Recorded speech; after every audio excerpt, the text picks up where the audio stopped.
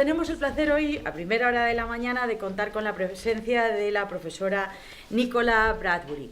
Ella ha sido profesora en la Universidad de Reading y es bien conocida por sus publicaciones y ediciones anotadas sobre Charles Dickens, sobre Great Expectations. También ha hecho una bibliografía crítica anotada de Henry James, una edición anotada de The Portrait of a Lady, por supuesto una edición de Emma. Ha ejercido su docencia en la literatura inglesa y también sobre novela americana, centrando su investigación en la novela del siglo XIX.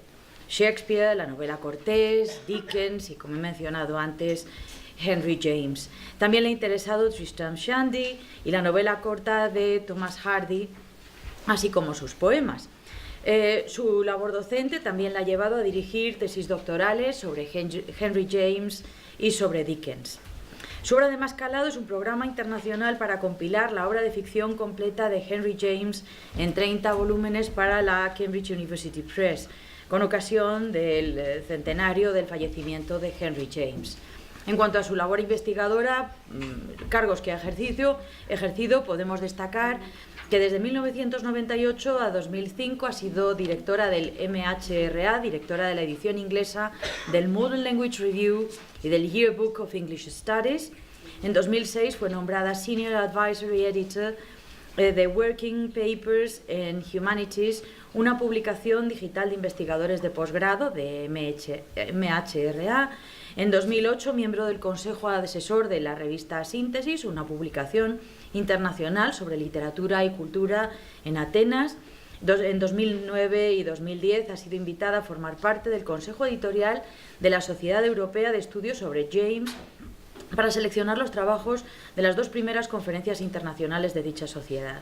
Bueno, y luego cuenta con un montón de publicaciones de las que ya he mencionado antes, algunas de las más relevantes. Hoy nos va a hablar de Jane Austen, Fiction in Context.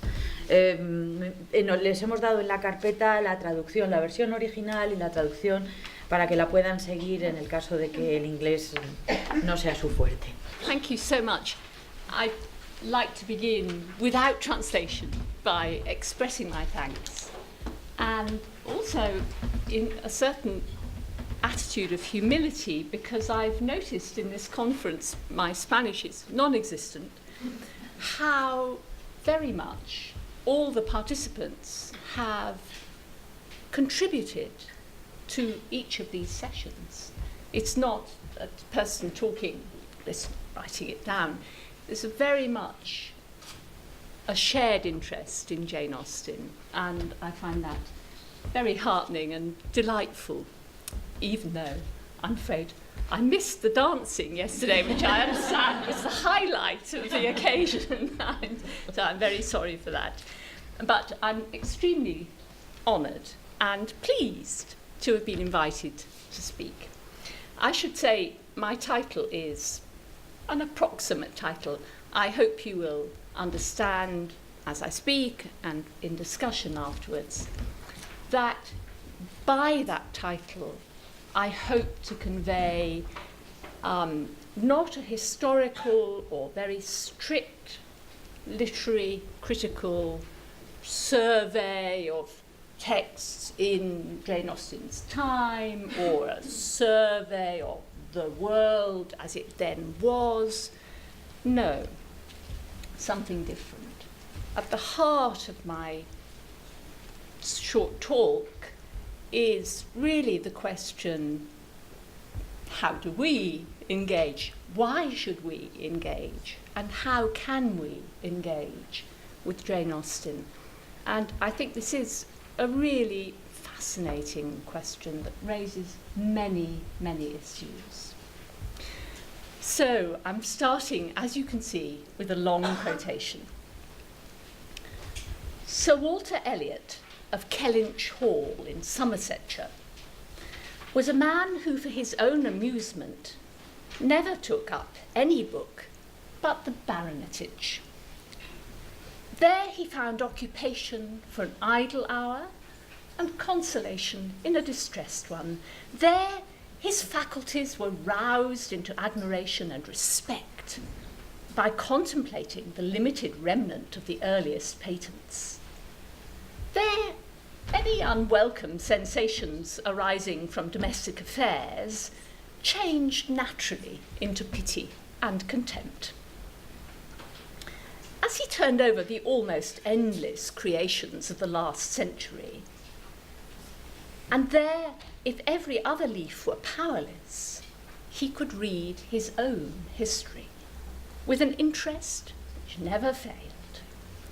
This was the page at which the favourite volume always opened, Eliot of Kellynch Hall.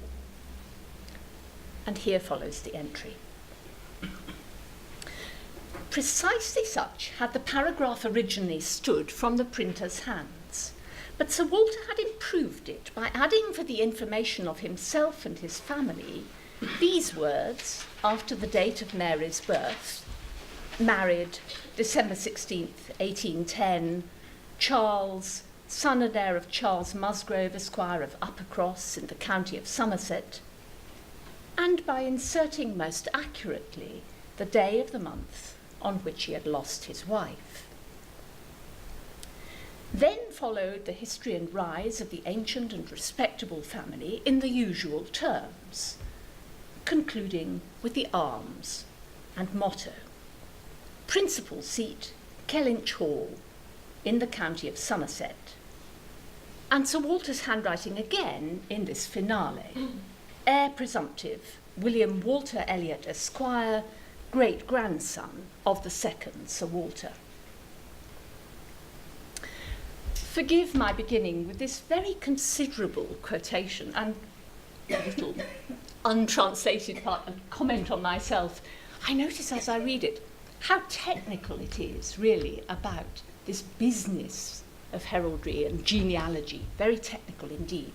But even if we don't understand precisely the apparatus of genealogy, the sound of all that is impressive indeed. You recognise this quotation as the opening of Jane Austen's last completed novel, Persuasion, of 1818.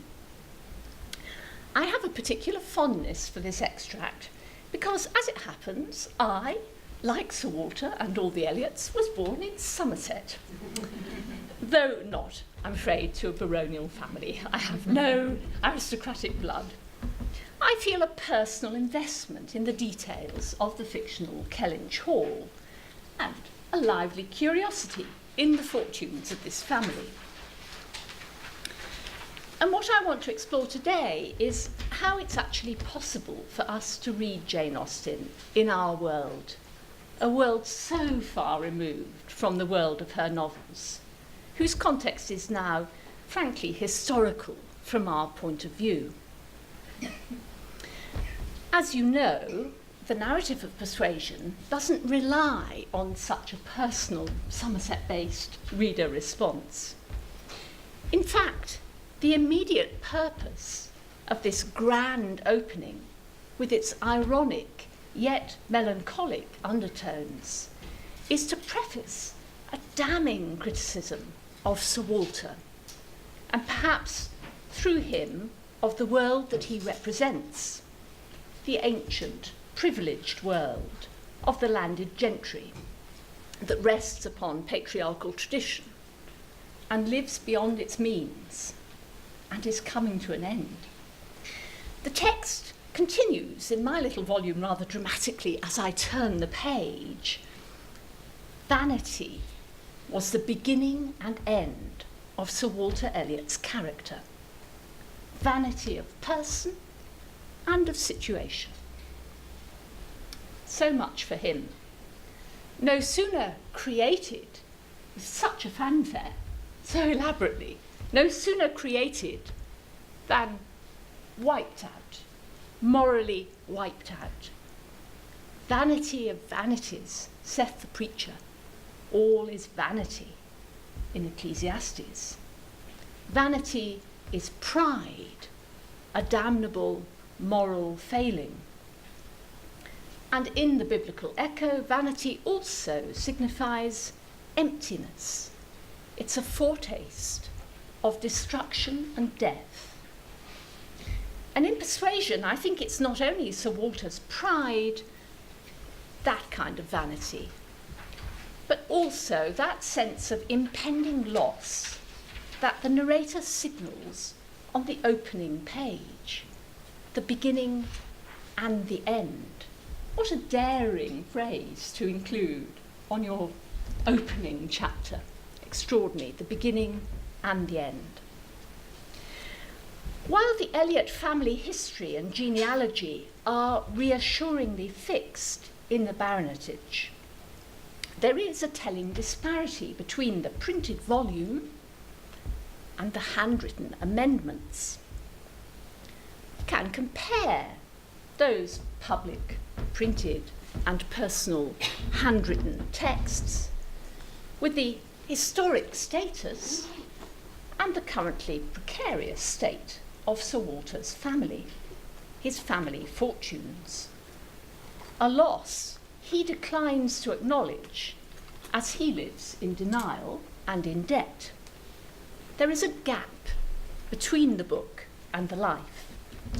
It is this gap, rather than Sir Walter's heraldic volume, that actually foreshadows the novel to come, the experience of persuasion, and of its world of disappointment, change, and renewal. The experience not of Sir Walter, but of Sir Walter's second daughter, Anne. Anne, who is not even mentioned on the opening page, or perhaps even the second page.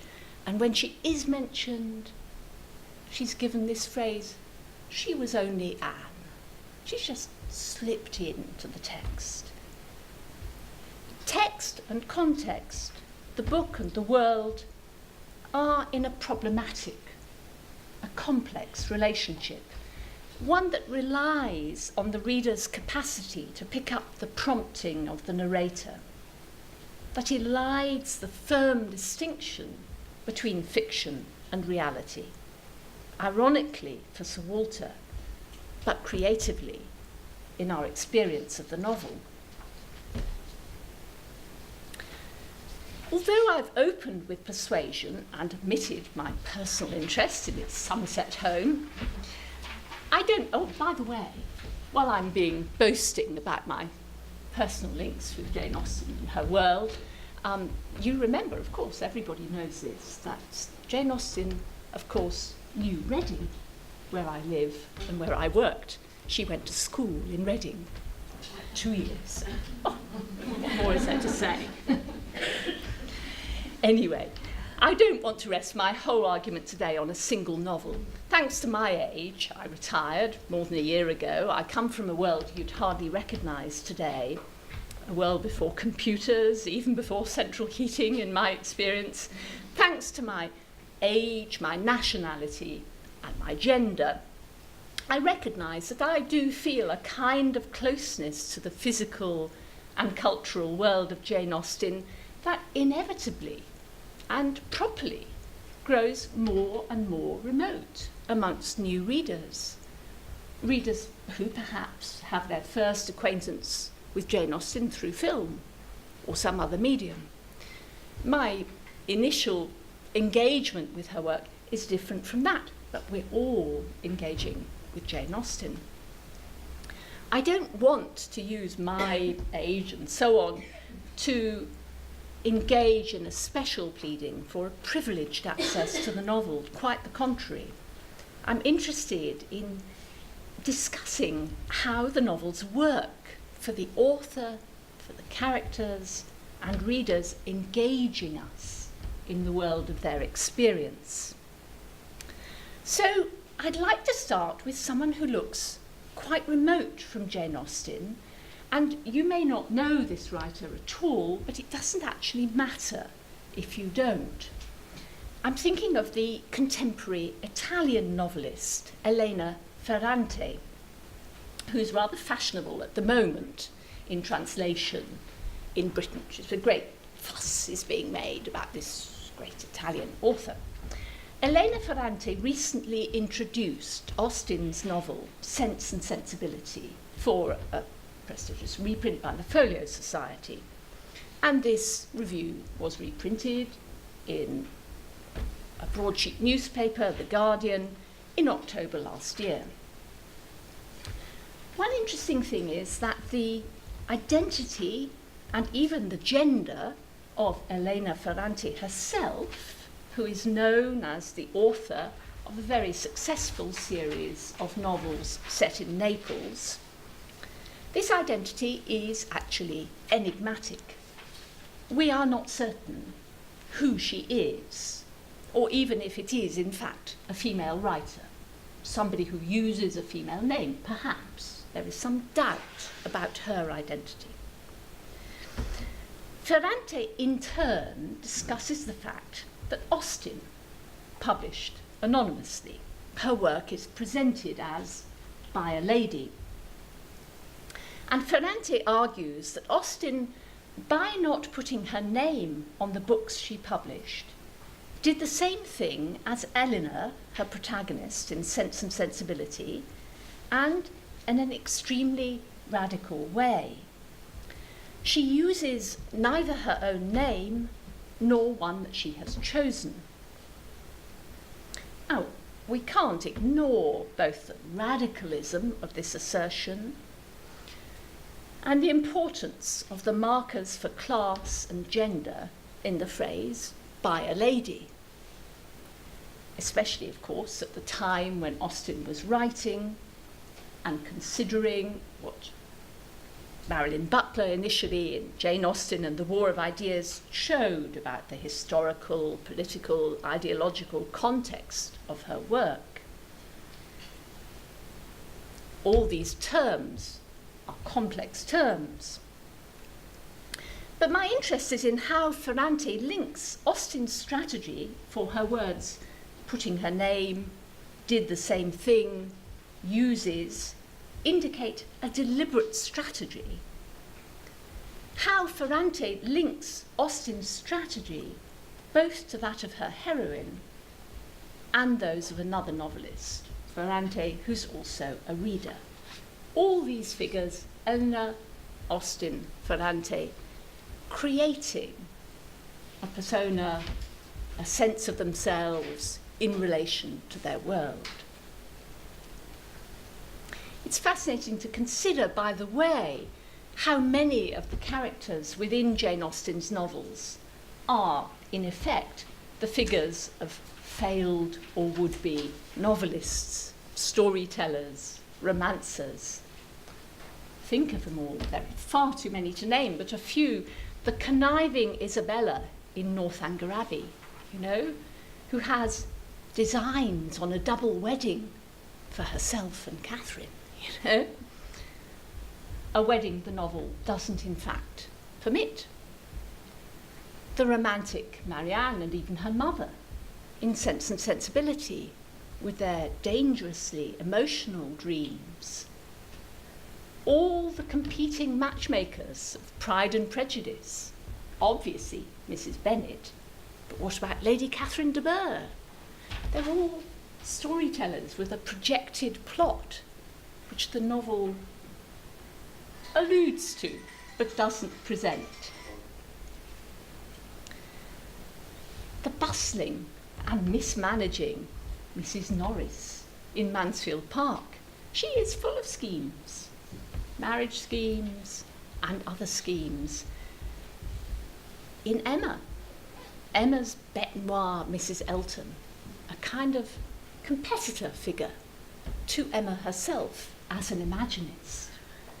The novels are full of figures who might themselves be novelists, who are putting forward the idea of invention, not just in terms of a personal dream, but a plot, a pattern, an idea, a possible story. We might discuss some in question time.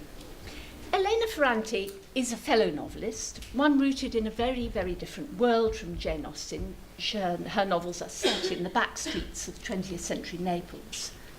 Her novel sequence uses a first-person narrator, and that narrator is herself a fictive author, a figure deliberately constructing herself in her world and distancing herself from the mafia-dominated masculine violence and poverty of her surroundings, recreating herself as a novelist within the fiction, rewriting her life. So that's Ferrante's project. How can Ferrante usefully provide a perspective on the text and context of Jane Austen? Let me propose, however, briefly, three roots of perception. One, their common respect for a fictional world and its people.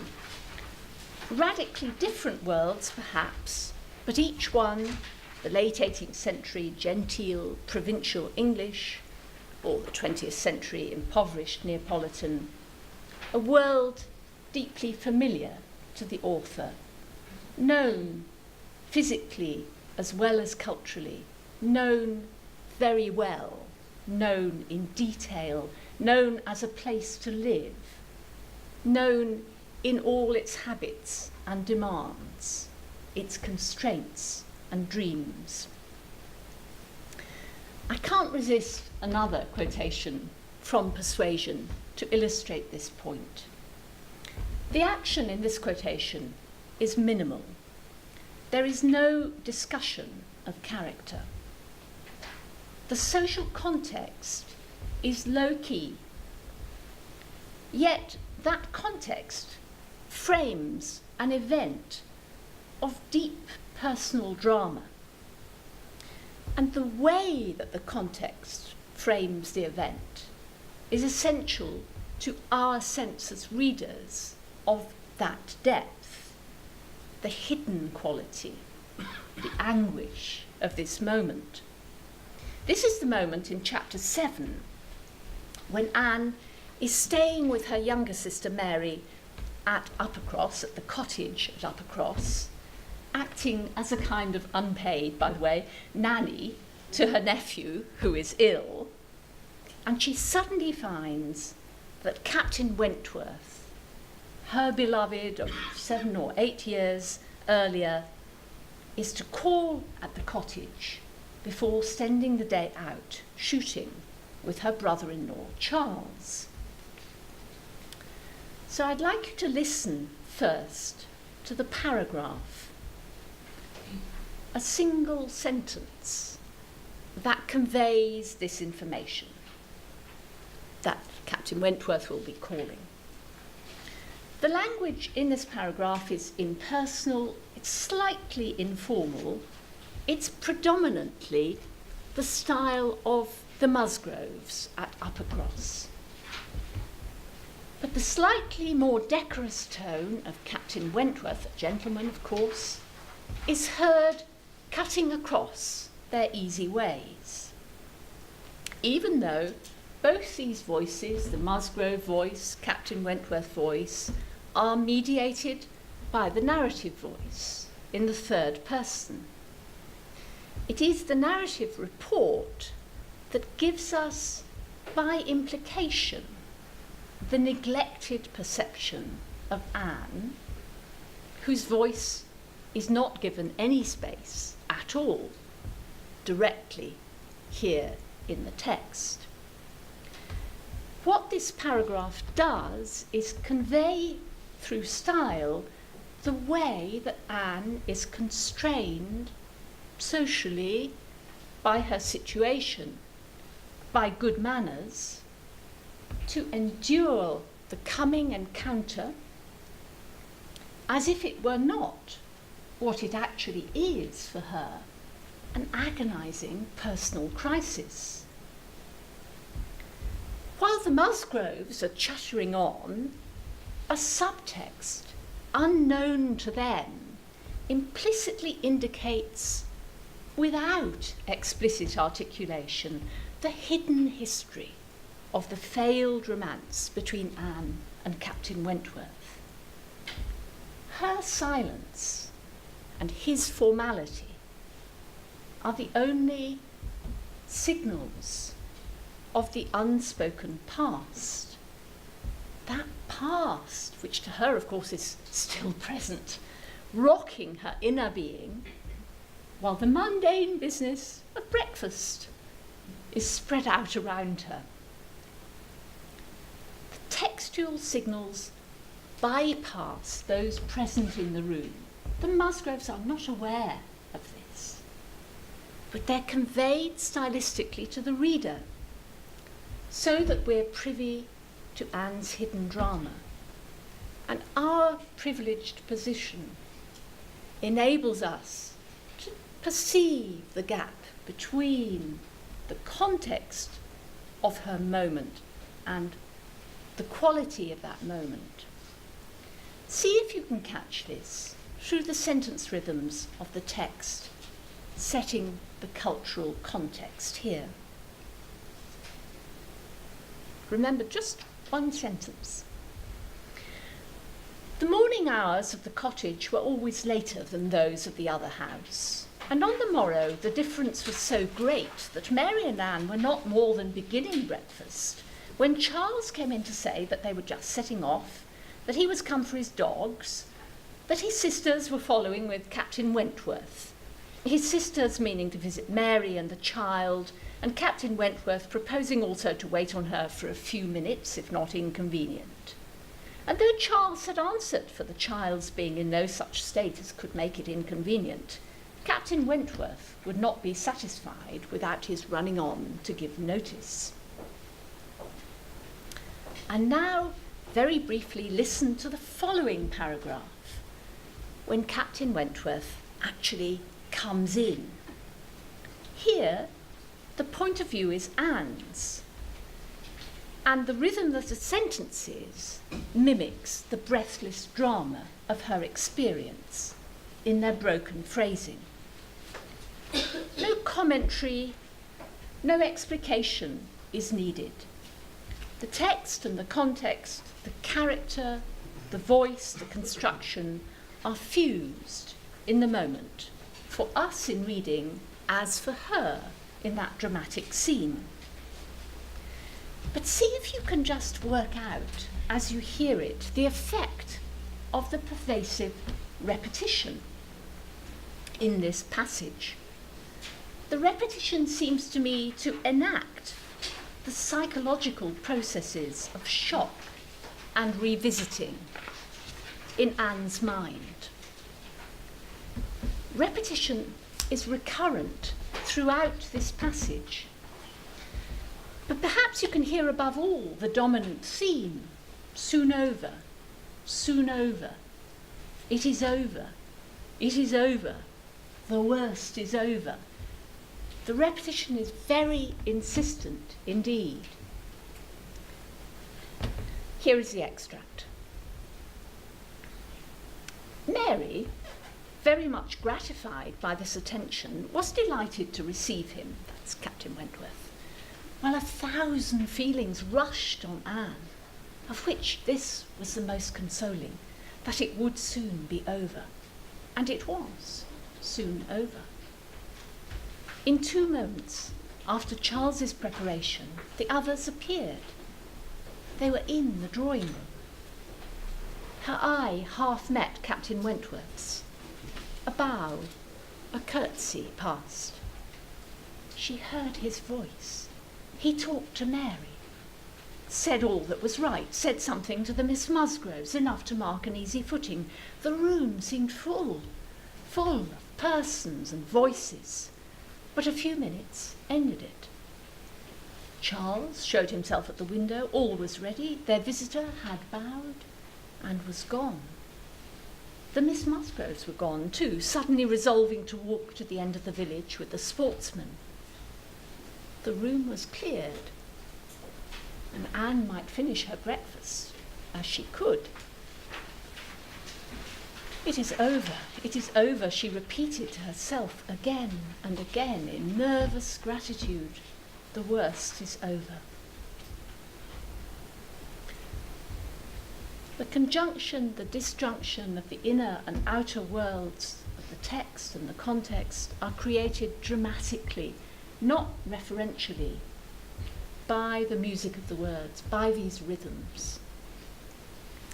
If I just take out one phrase, this is not in your translation, but I speak carefully here. If I took one short phrase from this passage, you could hear this, especially after your experience dancing last night. A bow, a curtsy, past. Such a short, formal phrase, but the formality speaks volumes, because this is Wentworth bowing and curtsying, but their agency is removed grammatically. Not he bowed, she curtsied, a bow, a curtsy, past. And that verb, past, it has more than one meaning. It happened, it was gone. Time is passing. The opportunities are passing. Such a concentration of experience is conveyed not by commentary, not in a dramatic action, but actually in the phrasing, in the wording, dramatically in the style. Both Austen and Ferrante are women writers. And Ferrante recognises that this could be seen as a restriction, but it's a rich restriction. Austen's viewpoint on her world as a woman, working almost invisibly, although with the privileged access of her gender and class, to the story she sees to be told, the story of women in her world, is after all not working alone, but within a tradition already of female authorship, one that isn't diminished by its anonymity, but possibly even strengthened by the implicit bond of feminine efforts to give voice to that story, the story of women. Before Jane Austen, Fanny Burney, amongst many others, had achieved sensational success with Evelina, published anonymously in 1778. And when Austen's father approached a publisher on her behalf with her early work, he was not successful. It was Fanny Burney whose example he called upon. Think of Fanny Burney. This is a good business proposition. So there was a world of women writers already in Austen's time. And as you know, Jane Austen famously champions the cause of both heroines and their creators in Northanger Abbey. Alas, if the heroine of one novel be not patronised by the heroine of another, from whom can she expect protection and regard? I cannot approve of it. Let us leave it to the reviewers to abuse such effusions of fancy at their leisure, and over every new novel to talk in threadbare strains of the trash with which the press now groans. Let us not desert one another. We are an injured body. There seems almost a general wish of decrying the capacity and undervaluing the labour of the novelist, and of slighting the performances which have only genius, wit, and taste to recommend them. She champions women writers and the novel as a form. And Austen's protagonists are all readers, devoted readers. And for all her satirical fun at the expense of the Gothic, the romance, the sentimental novel, she uses all those models in her own work. Think of the wonderfully ridiculous mock elopement in Emma, where the heroine unwillingly sharing a carriage with Mr. Elton on a half-mile journey straight home at walking pace after dinner on Christmas Eve through light snow, finds him, to her horror, actually making violent love to her. A marvellous spoof of a particular kind of Gothic terror, not at all horrifying. Or think of love how dexterously Austen harnesses the energies of the outmoded epistolary form through her use of letters in her own novels. She does not write in her mature work in the epistolary form, but she does use letters, and she uses them knowingly within that long epistolary tradition.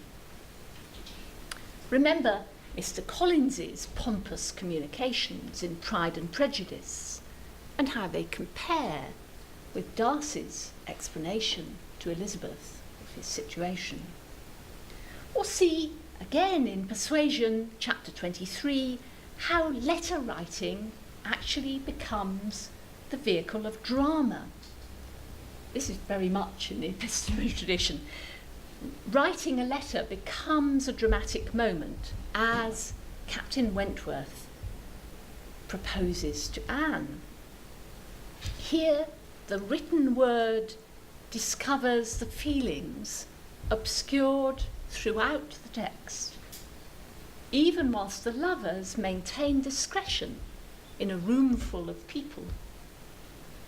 His urgent script calls out for her response in writing. We never hear him say anything as outspoken as here he writes. I can listen to you no longer in silence. I must speak to you by such means as are within my reach. You pierce my soul. I am half agony, half hope. Tell me that I am not too late. He's pouring forth his emotions in this written form, all delivered without a murmur of impropriety, though with a meaningful glance, under pretence of retrieving his forgotten gloves. There's a little bit of dramatic play with the gloves under. Such a letter was not soon to be recovered from, indeed. Anne feels the absolute necessity of seeming like herself, but she's quite overcome. It's the perfect fusion of fictional and readerly excitement in the dissolution of epistolary form and drama within the novel form. Austen's use of the letter here dramatically exposes the obstruction of all writing, of narrative itself, in its attempts to express experience. It dares something almost ridiculous, but it is beyond parody. It transforms ridicule into celebration. It works. Which reminds me, we're still moving rather slowly through the first passages of my argument. The idea that Elena Ferrante can sympathise with Austen as a fellow novelist, a fellow woman, someone neglected but paradoxically also privileged in her perspective on her world, a sense of the possibility in the face of limitation that unites both those writers with the cultural and literary corpus of female fiction. And the third of my points, very briefly, in Ferrante is this very sense, the sense of a bond between author and author, author and reader, author and protagonist. The sense of a common experience and a common effort to articulate experience. So powerful that articulacy becomes both a means and a topos, a tool and a subject of the text. And here I should like to turn to another recent article in the Guardian newspaper, this one by the critic John Mullen. Neither a woman nor a novelist, as far as I know, this academic reader focuses on Emma as he explores a revolutionary technique that he compares with pioneering fictions from Proust to Beckett. He concentrates on modernist fictions, even though Jane Austen was scarcely recognised as a major novelist throughout this period. What fascinates John Mullen is how Austen persuades readers to consume her story through the consciousness of Emma herself, even while we're also given the clues to her mistakes, including explicit warnings from both Mr. Knightley and Mr. John Knightley, his brother, as well as veiled hints from other sources. We, readers, like Emma, go through a process of misconception and error, followed by surprise, and repeated rereading and self-correction. Mullen shows that the novel's stylistic innovations allow it to explore not just a character's feelings, but, comically, her deep ignorance of her own feelings. Austen goes beyond the rhetorical device of irony into creative or even philosophical exploration of consciousness itself. And she does so with the cooperation of the reader, who shares both the narrative and the protagonist's perspectives. So, from John Mullen, I just want to draw attention to some of the techniques by which Austen's texts entice us into their world of fiction, expectations and errors, whilst also warning us against these illusions and creating a sense of experience as a work in progress. And this part of my argument forms a path from Ferrante to John Mullen, from novelist to critic. That is, the fascination, both with how Jane Austen's novels penetrate not only the people of her textual world, but even those who engage with it as readers.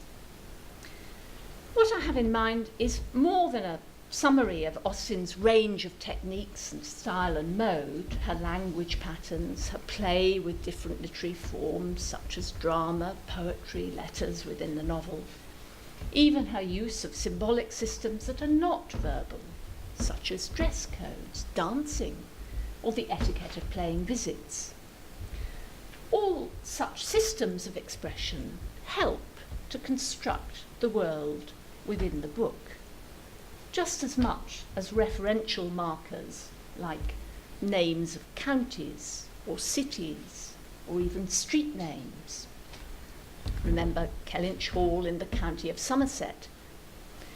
But as John Mullins points out, these systems also allow the novelist to show understanding itself in the process of being formed or skewed or refined, and to promote reflection on that. And in the subject of reflection, have you ever noticed how much of the novel is devoted to Emma's revisiting her own misconceptions? The pattern begins in the first chapter when Mr. Knightley reproaches her for boasting of making the match between Miss Taylor and Mr. Weston.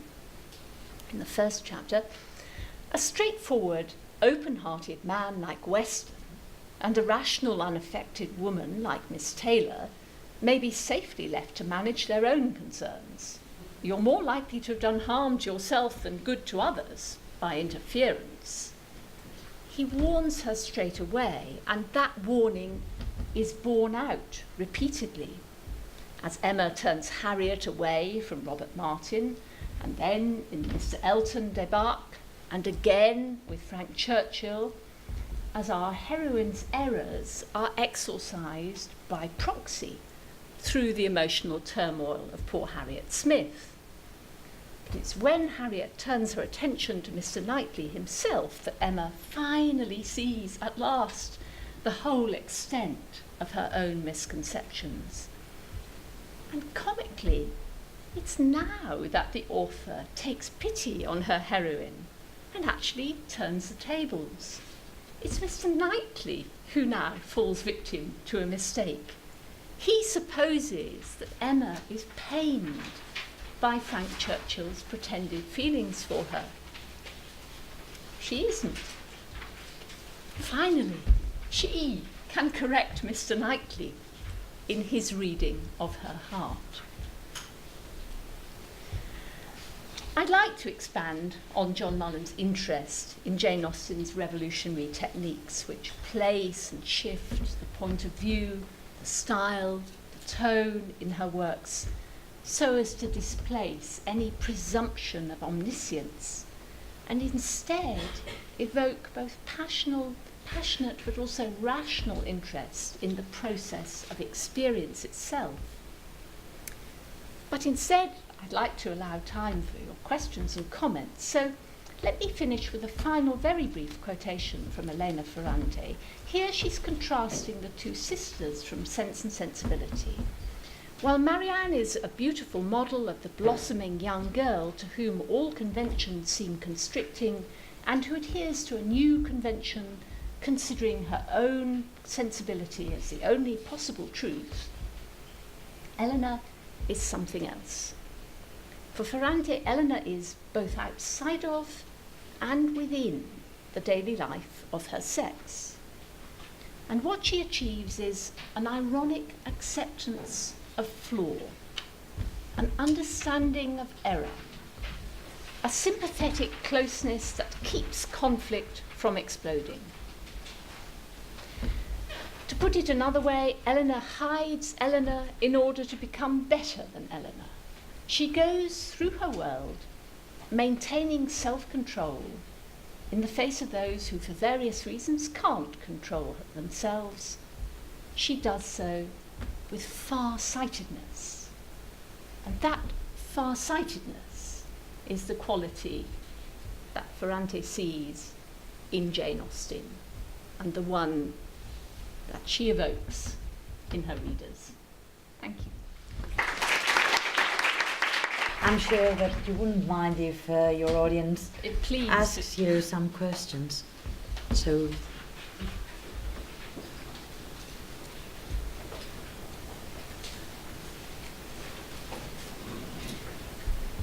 here's a question. Hi, good morning. I'm sorry I was late because I had a phone in other here. You talk about the letters in the books. I have realized that every time he wants to say something important, well, almost every time he uses a letter in all her books.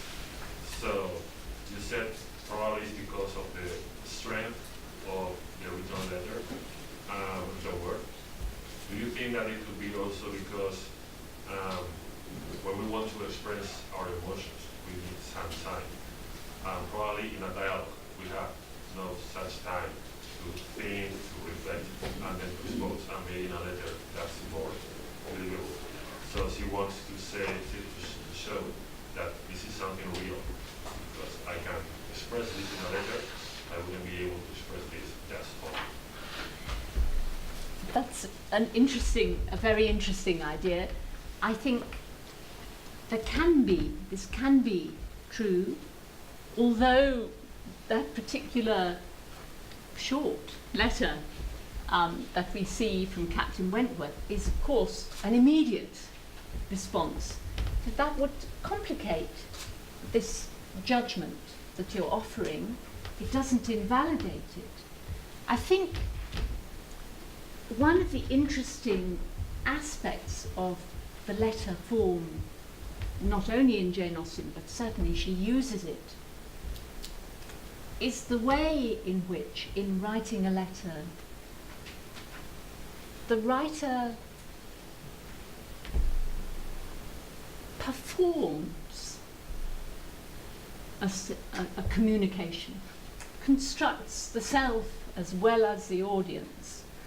It's a complicated form, the letter form, and you're right that it has a particular kind of weight within the novel, the flow of the text, that's quite different from simple dialogue. So it's a very interesting possibility, but I think also that clearly Jane Austen never reneges on her special privileged idea of the importance of the novel form as the dominant and comprehensive literary form that can include all other texts.